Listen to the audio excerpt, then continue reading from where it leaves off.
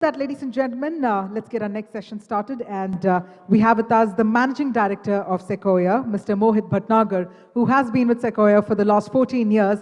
And he's also been on the board of very interesting companies such as Zomato, Oyo, Freshworks, and many more. So yes, it's only befitting that we have the leader himself for the leadership talk. So please put your hands together. Let's have an energetic round of applause. It's a post-lunch session, so you've got to join me in applauding and welcoming on stage Mr. Mohit Bhatnagar. Thank you. Hi, am I audible? Yeah, hi. Hi everyone, afternoon. You have to do me a favor because this is going to be really boring otherwise. Promise me put those phones away and come up as much as you can so that even I can have fun in this session rather than feel like I'm talking to a room which is pretty dark at the back. So please, all those at the back as well, if you don't mind, just come right up front and let's try and make this a little bit more interactive. In terms of just introductions, whoever's coming, feel free to come up right in the front. I'm lonely back here. Everybody's sitting at the back. So my name is Mohit, and I wanted to spend about 30-40 minutes talking to you a little bit about our lessons that we've learned by working with a number of phenomenal founders over the years. And the attempt is to try and give you maybe a few takeaways and hopefully some of them land with you in terms of how you can apply them into your own businesses. But to make sure I know who I'm speaking to first, just a show of hands, how many entrepreneurs in the room today? Okay, great. And how many investors in the room today? Very few. Okay, great. This is what Sequoia's mission statement is. And there are two adjectives in here. The first adjective is daring founders. So as you can imagine, we're looking for those who are willing to take contrarian bets, folks who are willing to sort of disrupt the status quo, who never take no for an answer, and are willing to sort of be fairly audacious in their goals. But the second word I want to sort of spend some time on, and that's what I'm going to make sort of the pretext to the rest of the presentation, is this word legendary. It's a pretty interesting word. Legendary basically means you withstand the test of time. You build a company, it sees some success, but for you to be truly legendary, it's got to have the ability to go through many ups and downs, many cycles, many shifts in technology, many dislocations that happen in your market, many shifts in consumer demand. And if you're able to do that, it's only then that you then create a legendary company. And so Sequoia's job in many ways is to try and find, what some of these legendary companies can be in the next 5 to 10 years. And I want to try and spend this presentation today to try and tell you what we look for. We don't always get it right, but when we do get it right, we study what happened and we try and take out some of the learning so that we can share in forums like this and with our next set of founders. But before I jump into those learnings, let me tell you how hard it is. I'm going to use this chart to talk to a little bit about change. Let me set this up for you. At the bottom of the chart are the 5 largest companies in the world in terms of market cap that existed in 2007. So if you look at the names, the largest companies in the world were manufacturing companies and electric companies like GE, petrochemical companies like Exxon and others. And then you fast forward in snapshots of 3 years each, and you'll begin to see the green hexagons show up. You began to see companies like Apple and Microsoft. You began to see companies like Google or Alphabet. And if you fast forward all the way to today, you'll see that all the top 5 companies in terms of market cap are actually tech companies. By the way, all of this just happened in a decade. So in 1 decade, in 10 years, if you were sitting on the boards of these companies at the bottom, you would have thought that you ruled the world. But simply 10 years later, not one, but all of them were replaced by companies that were in the technology world. So clearly, technology companies are eating the world and driving the change, as you well could imagine. Let's take a deeper view on this. So if technology is dominating and technology-enabled companies are dominating the largest companies in the world, then let's see what's happening within the technology subset. On the left-hand side, all the way back in 2005, shows you the top 10 largest tech companies in the world. And if you sort of fast forward to the right-hand side, in about just over a decade, you can see companies like Nokia, HP, Qualcomm, Dell, Intel, Cisco, no longer on the right-hand side in the top 10 companies, replaced in many ways by many of the names that have become very popular to us today, the Alibabas, and so on and so forth. And so I would tell you, one thing that we know for sure, there are many things we don't know, but the one thing we do know for sure is as daunting and intimidating as that list looks on the right of the top 10 companies in the tech world today, you fast forward this another 10 years, I promise you half of them won't be there. That's a pretty crazy statement if you think about it, given how dominant these companies are. But that's the pace of change that technology is creating in our market, and even within the technology vertical, it is so hard to stay ahead if you are on top. So super hard to even last a decade, let alone be a legendary company that lasts many, many decades. This is a super hard thing to do. Now, it's not that many companies that are not on the list are not great companies. And oftentimes as Sequoia, as a VC or any other private equity player, we see a big shift happening. For example, pick your favorite big shift happening in India right now, whether it's payments on the back of UPI or electric vehicles on the back of everything happening there. And you can see many companies in there that are going after. You know that you're going to create a massive company in this space, but it's very hard to tell from the 2 or 3 players that are dominating it today which one's going to win and win big.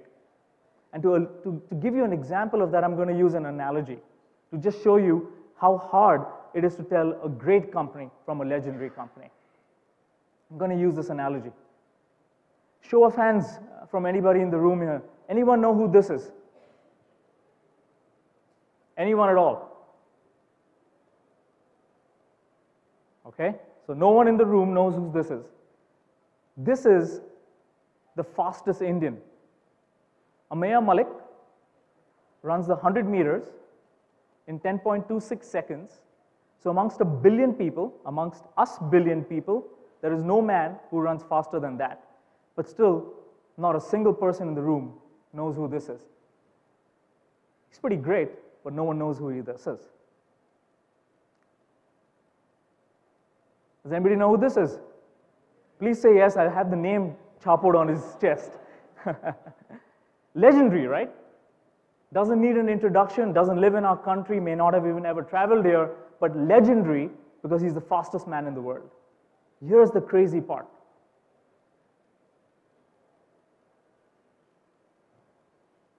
The speed at which Ameya Malik runs versus the speed at which Usain Bolt runs is just 7% different. Think about that.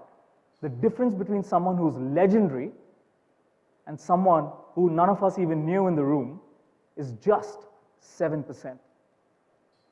It is super hard to move up in the apex and to become that legendary company, even if you're phenomenally great in many things you do. And so that's the pretext I wanted to set up here today, which is to say it is a hard thing to create a legendary company, and it is even harder to stay there as an incredibly successful company once you get there. And so we went back and looked into all our 43 years of doing business as Sequoia, working and picking with partners that we play with, that we partner with. And I've pulled out 10 lessons or 10 learnings, at least that I've imbibed from some of these different journeys that we've gone through. And I want to spend the rest of the presentation talking through each one of them with anecdotes of companies that in many ways have represented some of these learnings for me. Now, many of these companies I'm going to mention to you today are far from having made it, are far from having declared victory, are still imperfect in many ways, but they represent the real-life examples that we all are going through and early signs of success that I want to share. Okay? The first message that I'd like to share, which is clearly the sheer mindset that exists in a founder, or the mindset that exists in a founding team, if you want to be a legendary company, is something that's built to last for decades. If I was to ask anybody here in this room, have you heard of Amazon? Everybody has heard of Amazon. The world has heard of Amazon. The world shops on Amazon. But people forget, for 20 years, more than 20 years, the market cap of Amazon was less than that of Walmart. Right through and post the 2000 boom, right after the internet happened, Amazon's market cap was still way lower than Walmart's. But everybody remembers it as this amazing success and forgets that there was a massive amount of time, effort, stamina, patience, blood and sweat and tears that went into the creation of a company like this. So my first message for you is give yourself time. It's a marathon like you won't believe it. It always takes time in order for you to build something that's legendary. Don't believe anything you read when people talk about these hockey sticks of companies that make it and become incredibly successful. I've never seen it happen. What I have seen happen is this. This is typically the journey of any startup that comes to partner with us as Sequoia. It's a roller coaster. There are great days, and then there are really bad days. And only some companies then walk through it and manage to sort of get through it and then go to the scaling portion. This is a typical journey. In fact, I would argue it's even like this many times after you reach the scaling portion. There ain't a pretty journey here for most successful companies, and digest that if you want to go long. The good news in the case of the Walmart and the Amazon example is when Amazon did succeed in beating Walmart's market cap, it not just succeeded in beating Walmart's market cap, it actually was larger than the entire market cap of all the organized retail players in that market. So when you win with a technology company, you win big. And that's what we all have got trained to see in terms of a winner-take-all mentality in some of these different spaces that we all play in. So it's worth it. It's worth the 20 plus years in order for you to sort of beat the largest incumbent, because when you win, you won't beat the incumbent, you might actually dominate the entire industry. So there's massive market cap that then gets created. We've been at it at Sequoia for the last 14 years in India. This is an example of a company, Pine Labs, that we've partnered with very early, been through the journey over many, many years, close to a decade. Pine Labs, just for those who don't know about it, is that white terminal that you might see the next time you're shopping, and you might see a point of sale terminal that's swung towards you where you then swipe your card. Pine Labs, on average, I think processes about 20 to 25% of all credit card transactions in the country today. So it's a company that's grown in terms of the transaction volume that it supports in this country over the many years. But the lesson I wanted to leave you with by giving you the Pine Lab example is this. See, when Pine Labs first started, it was basically a piece of software that helped a merchant to be able to process a payment.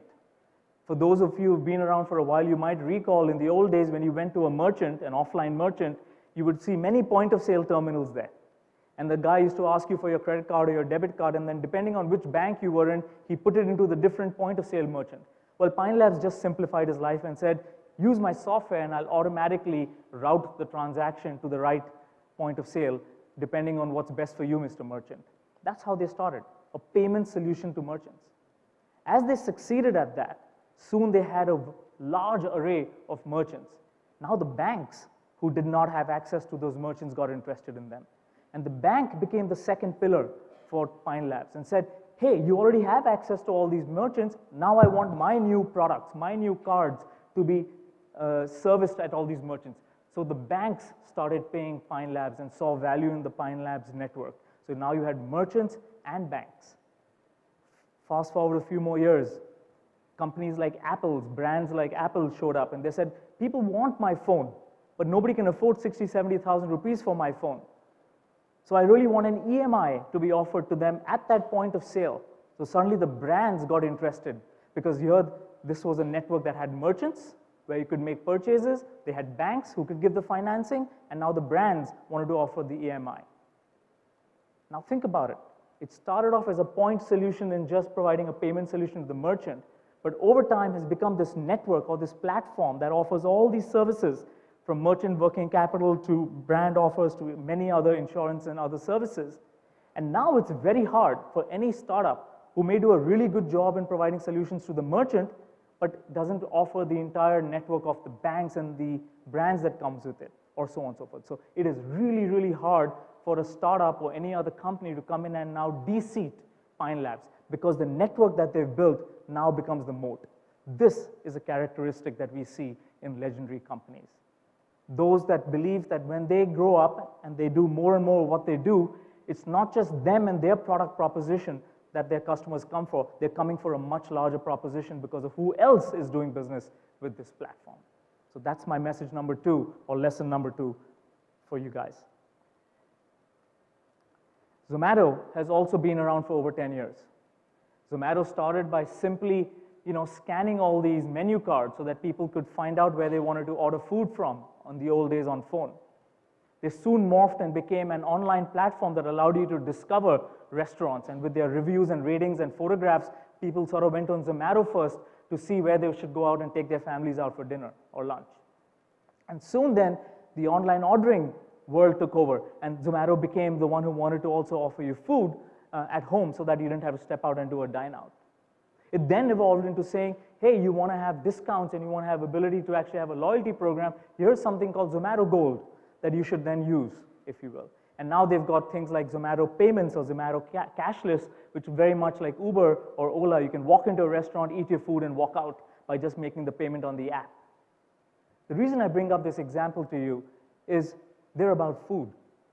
Zomato wants to do and be prevalent for you as a brand every time you think of food, whether it's dine out or dine in, and then different experiences that you have in that. We as Sequoia have a lot of startups that come to us who want to solve a problem. And the question we always ask them, and the question we always ask ourselves, is this a feature, is this a product, or is this a company? The problem that you want to solve has to be big enough, large enough, in order for you to be a large company. If you solve a small problem, you get a small company. And you're better off being a feature or a product in somebody else's company at that point in time. So this is another way of saying the same thing. Is many startups come to us and say, should I do this or should I do that? And we say it may not be an or answer, it may be an and answer. You might just phase it out and get to it when you do get to it, but you really want to provide deep level of proposition by doing multiple things around a particular vertical that you pick.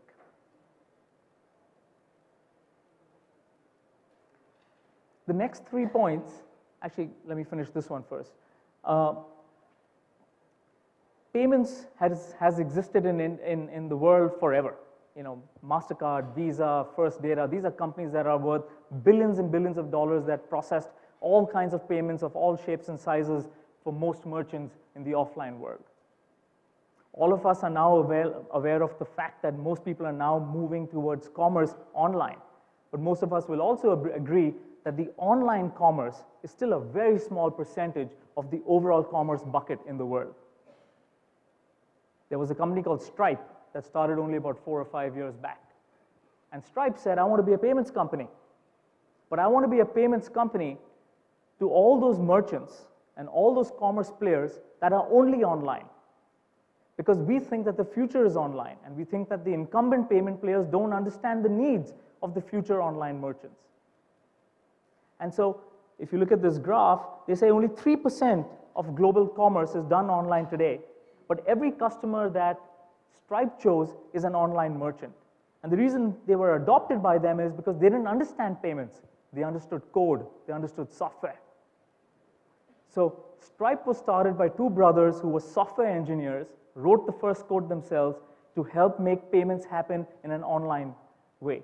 They have APIs, which their large customers, which are tech companies themselves, are more familiar with, and were able to sort of disrupt some of the large MasterCards, Visas, First Datas of the world, who just didn't understand the world, the language of the online merchant and online commerce world.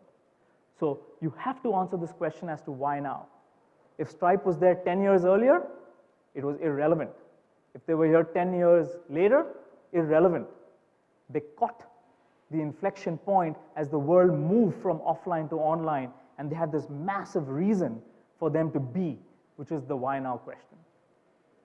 I'll give you a smaller example of this. Today, we last year invested in a company called BharatPay. BharatPay has grown like this for us on the back of UPI adoption in this country. 3 years earlier, would not have worked out. 3 years later, would have been too late. The why now question is an important question that a VC and a founder must think through. Is this the right time for you to launch what you're doing? Is the rest of the ecosystem ready for your product and service to be taken up?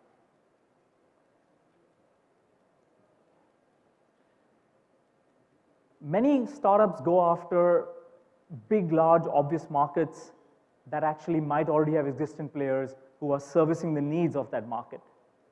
And you can win. There are many examples of people who do it bigger, better, faster, but the amount of benefit that you have to provide to that existing customer who is using someone else to make him shift from there to you has to be this much benefit. You can do it, but you need to actually have a radically new proposition that gives a tremendous amount of better benefit in order for someone to switch. Some of the smartest, sharpest young founders, they go after the underserved. They're like, let everybody else fight on the current 50, 60 million people who are shopping online. I want to go on the next 250 million people who are not shopping online. And I want to create a business or product or service that helps them win. This is an example of a company called Nubank, which is in Brazil. And you'll hear about neobanks a whole lot more in India, I assure you, in the next 3 to 4 years. But banks have existed for centuries, if not decades in Brazil. But still, the banks went after whom? The wealthiest, those who had money. The wealthier we are, the more the bank wanted to serve you. Nobody really cared about the little youngster who didn't have enough money. Nubank went after that population and said, all my customers are millennials. All my customers will be below the age of 30. All of them are tech and digital savvy.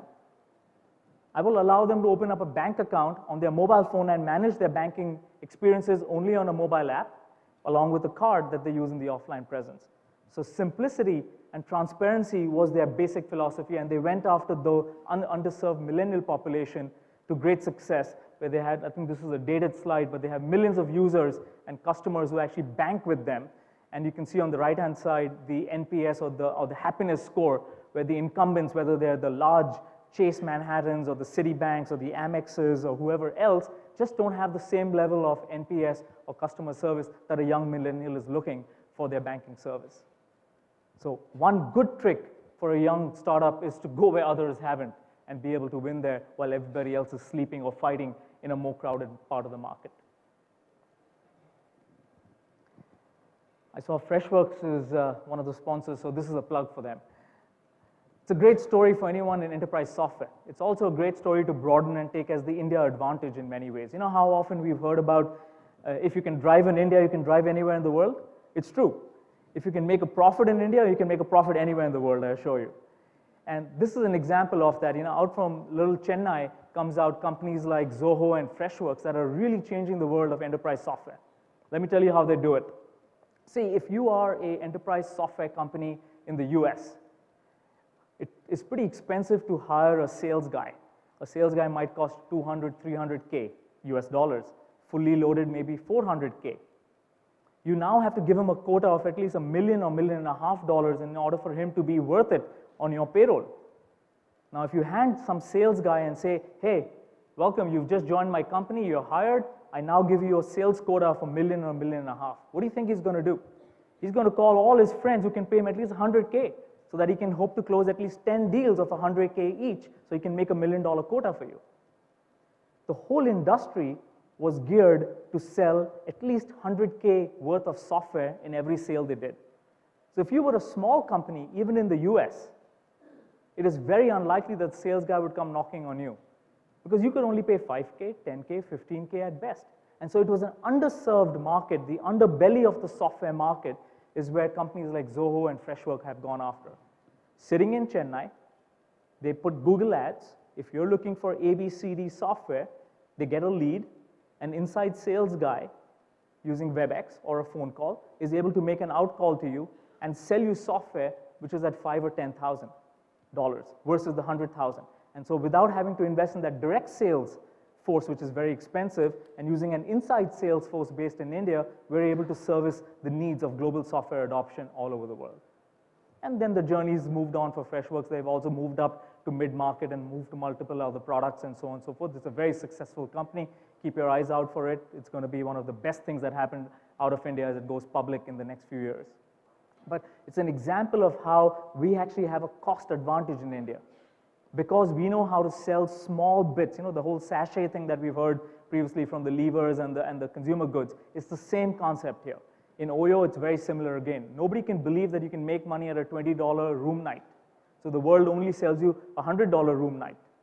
But if you know how to make money by actually being able to sell a $20 room night or sell a $10,000 worth of software or sell a ticket that's only 50 or 100 rupees, then you know how to make money in a micro way and your cost basis allows you to do it. So the moment you go to any other part of the world, you're able to charge a whole lot more and your profit margins balloon. So this is a critical advantage that we learn here in India that we should try and export to many other parts of the world. Oyo's in the press for all the wrong reasons these days, but there's one thing you can't take away from it, and that's Ritesh. I swear, I've known this guy for about 5-6 years, and what a normal human being learns in sort of 5 years, Ritesh picks up in 1 year.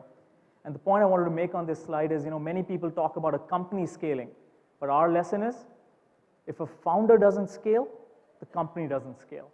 If you want your company to scale, you have to scale yourself first. What does that mean? It's a common question you need to ask yourself as a founder if you're running a company. What are the 10 things that I was doing last year that I'm not doing this year? What are the 10 things that I've actually found other people to do so that I can go pick up bigger battles and move the company forward? Founder scalability is probably the single biggest learning or the single biggest bottleneck for many companies. If you find yourself not willing to let go or doing the same things that you were doing last year or the year before that, your company is pretty much in the same position because nobody else is doing the forward looking because you're the only one who can as a founder go do that. So founder scalability, ability and curiosity of a company, of a founder to keep learning is a key sort of X factor that we see in many of these companies that go big and go big fast.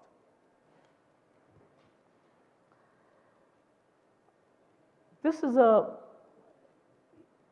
most people when they come to present to an investor, they're talking about their solution and how great it is and how good the mousetrap is and why it does what it does and how it works. But oftentimes what people forget is you should be spending more time on actually the problem instead of giving us the solution. See, you're a small little startup. It's unlikely that you have the complete solution on day one. You'll have to fix it. You'll have to build it. You'll have to morph and adapt and learn. But the problem statement should be massive. Because if the problem statement is massive, you'll find a whole bunch of people who want to work with you in trying to solve it. I'll give you an example or an anecdote for this. Chhatri is the founder of this company called One Championship.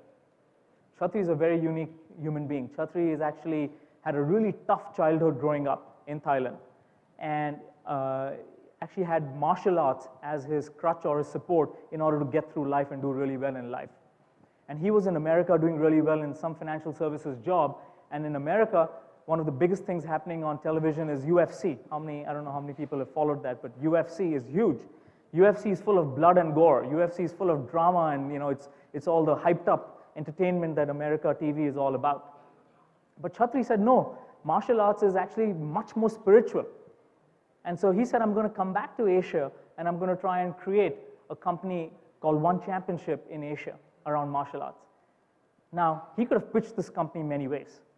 And that's my point around the big audacious problem. He could have easily come back and said, you know what, UFC is this big, and I think I can create a UFC of Asia, and it's going to be that big.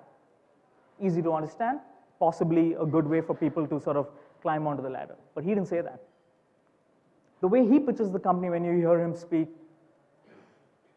makes you sort of get goose pimples. What he says is, imagine if you're someone growing up on the streets of Bangkok or in the Philippines or in Vietnam or any other Southeast Asia country. If you have no career choice, if you haven't got a great childhood, you may be the one who ends up in these bars, in these fight clubs, because no one willingly wants to get their face knocked back every night. So most people who are learning the martial arts in this part of the world today are those who are really fighting for life. And I want to create a platform that allows these unsung heroes to get airtime, to get celebrated. And so he's pitching, jiu-jitsu from one part of Asia versus, some other martial art, trying to get a Singapore champion against a, Korean champion against a Thai champion, putting colliding styles to work together to try and create these unsung heroes from people who actually were completely unknown. And that's the reason One Championship exists. And that's the reason then they get all this, not just the events, but more importantly, the royalties of all their fight time that they then screen on many, many television channels all over the world now. But the platform that he's going out to create is to actually create these, as he calls them, superheroes of people who haven't been discovered, are fighting for their lives and actually find the voice on his platform, much like he did when he was a kid. So the story that he puts around the problem that he's trying to solve is actually what really makes One Championship what it is, rather than it being just another fighting kind of a company. Does that make sense, sort of? It's how you pitch the problem, it's how you actually have a much larger vision that actually makes you more interesting as a company and makes you more legendary over time versus just another tactical player. Okay? Closer to home, even though this looks like a stadium, this is not a fight club in there. This is actually the story of Byju's. How many of you have heard of this? Heard of Byju's? So Byju's, just like the name suggests, is a guy, a founder's name is Byju, and he was a hell of a maths teacher. And he used to teach in classrooms. And then when the classrooms got too small, he went teaching in conference rooms. And when that became too small, he ended up in the stadium. Can you imagine that? Byju's sitting there doing maths problems, and all those people watching are not spectators, but they're actually students learning maths from Byju on those big screens. Well, that stadium could get only that big. And the moment the mobile internet happened into India in the last 4 to 5 years, Byju's just completely embraced it. Remember what we said right at the start. Technology and technology-enabled companies are going to dominate the largest market caps. So here was a completely offline, a completely traditional education company which did not make a single dollar from the online world. Fast forward to today, makes over $450 million in annual revenue, profitable, and every one of those dollars is only from online education. It's completely transformed the company from a classroom stadium into a mobile app delivery platform. And so technology completely changes how traditional businesses are done. And Byju is a great example of if you are able to make that shift as a traditional businessman into one that actually completely embraces technology, the results are there for you to see.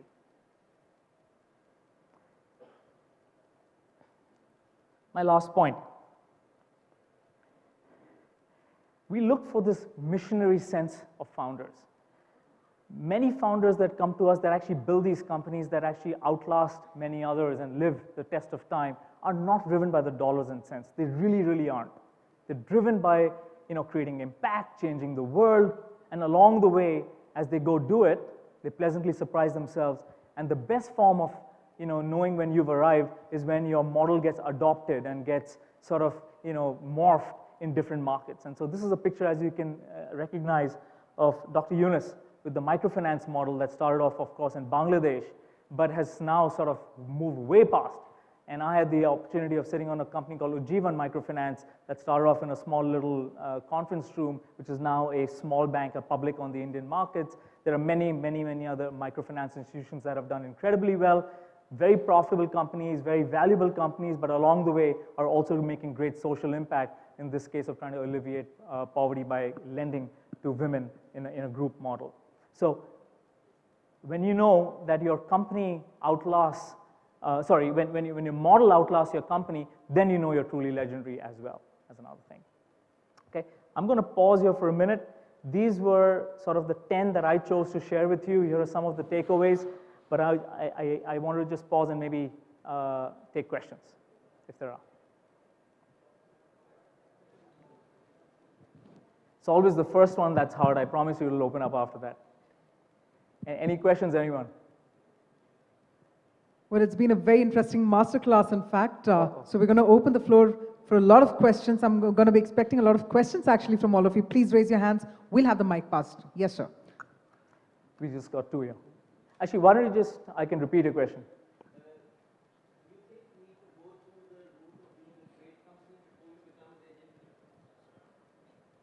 The question was, do you have to go become a great company before you become legendary? I think so. I think so.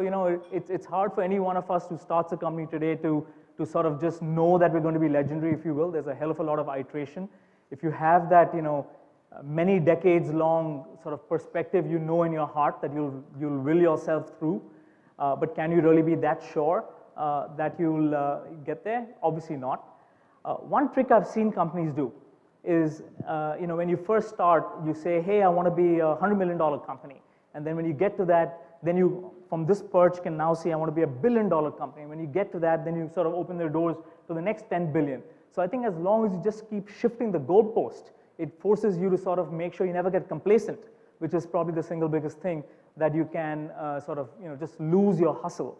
At Sequoia, we have this great line to remind ourselves that we shouldn't get complacent. We say, you're only as good as your last investment. So who the hell cares what you did 3, 4, 5 years back if you don't and aren't in the most important companies of tomorrow? You haven't really done your job. So it's this paranoia and this hustle of sort of staying on top, staying ahead all the time that probably drives you to becoming legendary. Yes, sir.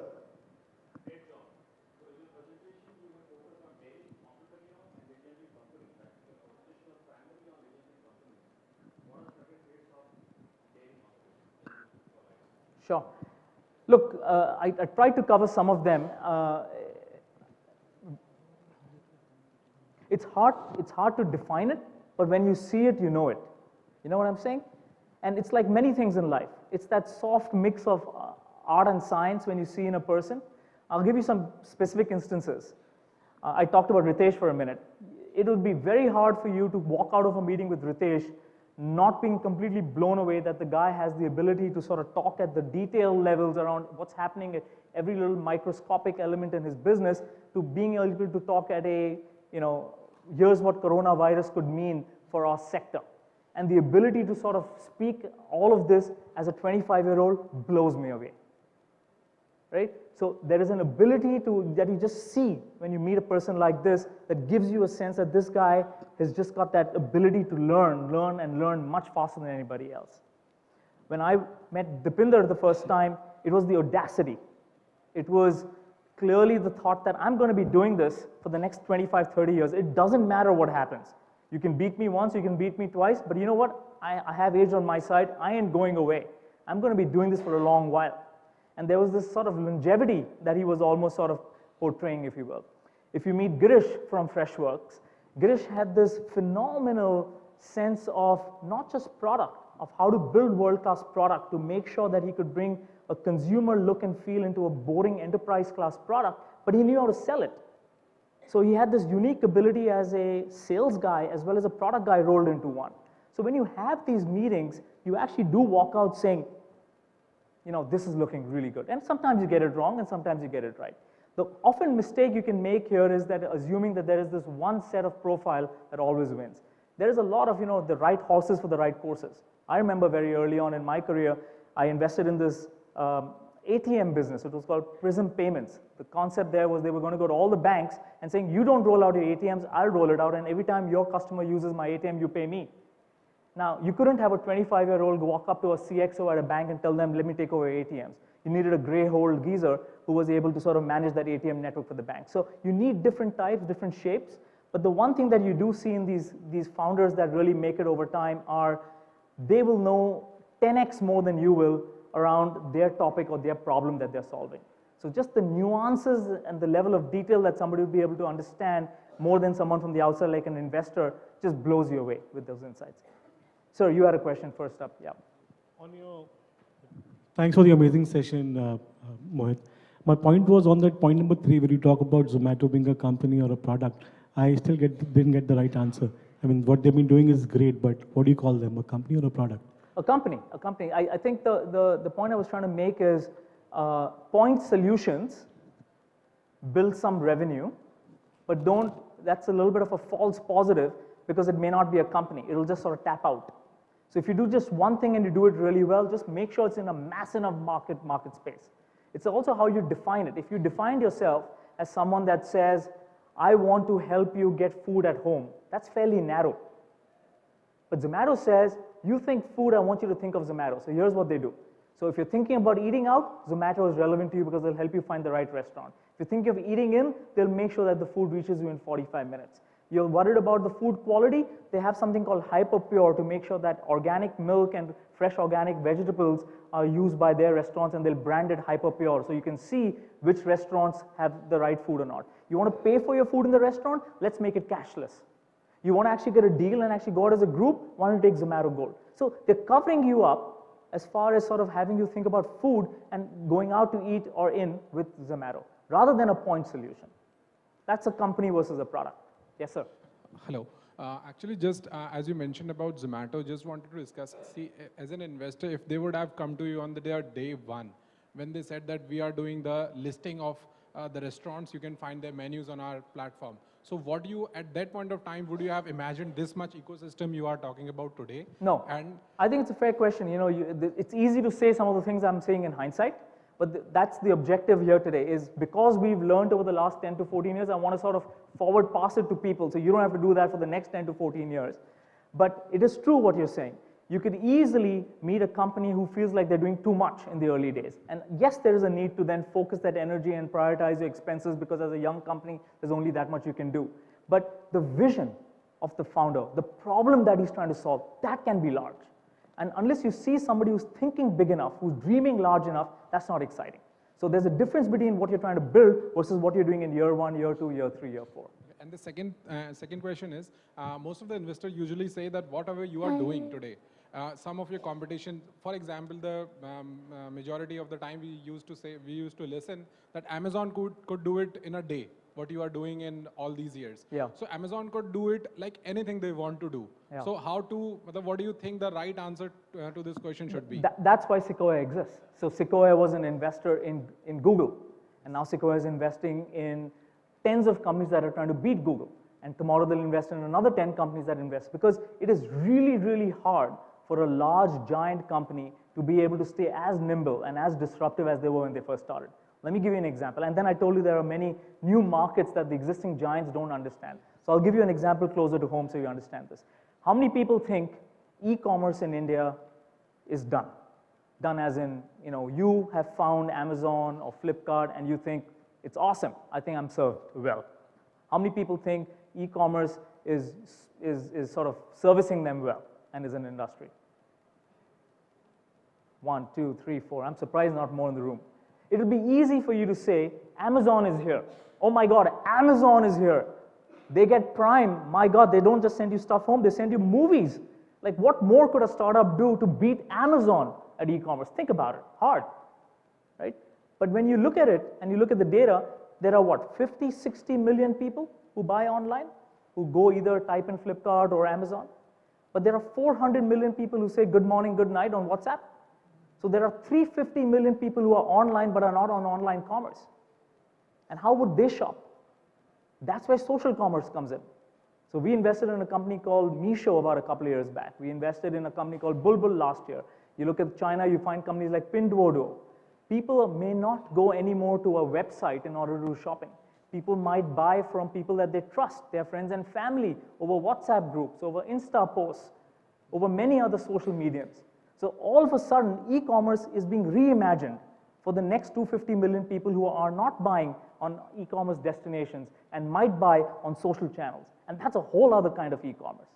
And so that's my answer to you. The larger you are, you have to get better and better at focused on it, but it'll be very hard for Amazon to wake up tomorrow and say, don't come to Amazon.com, why don't you buy from all these resellers on social media? It'll be hard, right, for them to do that. And that might be the way to try and beat a larger person, to change the battlefield, if you will, of how you compete with them.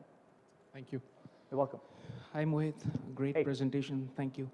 Mohit, I think I have 2 minutes left, so. Yeah, sure. I've got orders from 3 NYSE listed companies. One is from Vancouver and 2 are from Greece.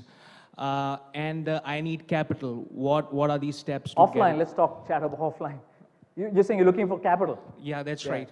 We'll talk offline. It depends on. My question is about the second point. So is network something which is developed along the journey, or it has to be thought of from the start? I think it has to be thought from the start. I think it's a pretty hard thing to do. Not all businesses benefit from this, and it's easy to say it. We see business plans all the time about network effects. The best network, by the way, is the Airbnb network. It's what they call a two-sided network. Not all companies that have this benefit, but it's amazing, right? So Airbnb is if you go and you stay at somebody else's house, you come back and you actually go list your own house. So the user then also becomes the supplier, if you will. So most companies don't have that. Typically, you just have a marketplace with a buyer and a seller who always remain a buyer and a seller. But imagine if you had a business where the buyers can also become sellers and the sellers can also become buyers. So that really creates crazy amount of network effects. But the way you want to ask yourself that question is, okay, suppose I succeed wildly in Delhi. Everything I do it perfectly. When I go launch in Bombay tomorrow, will I have to dig the oil well from scratch, or did all my Delhi success help me in doing that?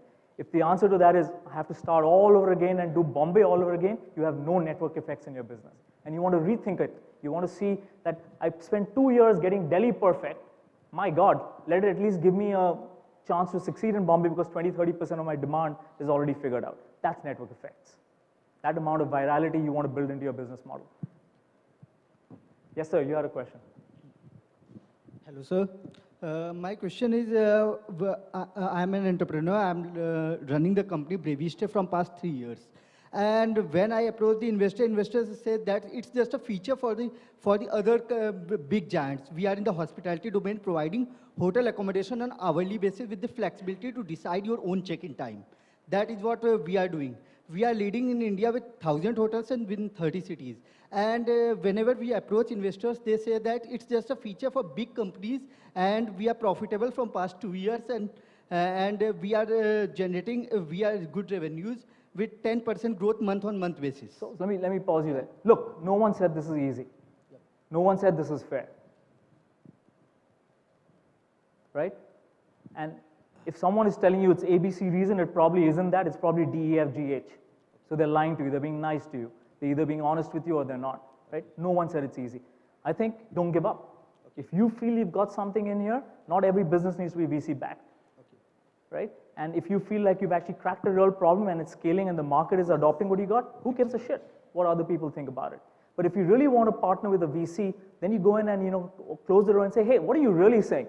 Because I don't want your money, I actually want to hear exactly what you think is wrong, that I can go fix it and come back in a year. And they'll tell you. Okay, sure. Okay? I'm out of time. I did want to take 30 seconds more if I may. Yeah? It's a little bit out of left field, so bear with me. And I'm going to try this. Okay? A lot of speakers here.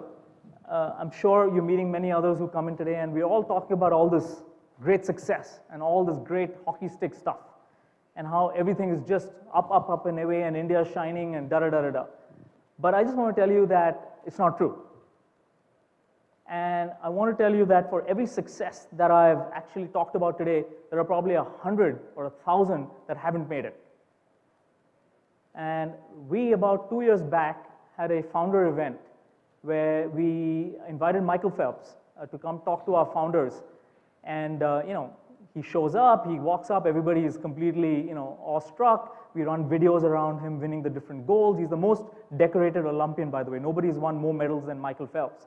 And we were talking about his training regime and how he was just unstoppable and how great he was and all. And about midway through this whole panel, he stops and he says, you know what? I almost took my life. The most successful Olympian, really? Like what? And he then went on to talk about all the mental health problems he'd been having and all the stress he's been dealing with and how these were just outlets at the Olympics. But right after that, he was sort of shattered, and then he came down and lived a really hard life and so on and so forth. And so I just want to put this on the agenda and say, in our startup world, in these conferences and all of that, there's too much good news. There's too much everything's perfect, and it's not. And I just wanted to sort of close by saying we should put hard topics, the softer topics, mental health, for example, on the table of discussion so that folks who are going through this can actually talk about it and actually have a little bit of a support community for them to actually get through some of these tough times. With that, I'm going to sign off. Thank you.